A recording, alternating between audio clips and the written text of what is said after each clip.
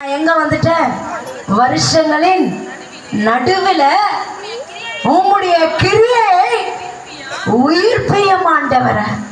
ஆண்டவரே, இன்னும் 2 வாரத்துல புதிய வருஷத்துக்குள்ள போறோம். இப்பவாவது ஒரு அற்புதம் செய்யுங்கன்னு எவ்வளவு பேர் கெஞ்சிரும், எவ்வளவு பேர் கதறும், எவ்வளவு பேர் இந்த வருஷத்து கடைசியில ஆண்டவரே எனக்கு ஒரு அற்புதம் செஞ்சா நான் 1ஆம் தேதியே நான் சாட்சியா நிக்கணும்னு சொல்லி புலம்புறியே. வருஷங்களா என்ன பண்றோம், என்ன செய்யறோம்? அப்பெல்லாம் பயம் இல்லை. இன்னும் இந்த 3 வாரத்துக்குள்ள ஒரு அற்புதம் நடக்கணும், ஒரு அதிசயம் நடக்கணும்.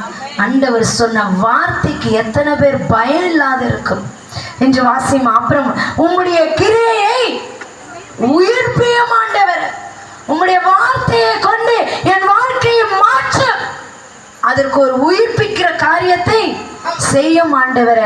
வருஷங்களின் நடு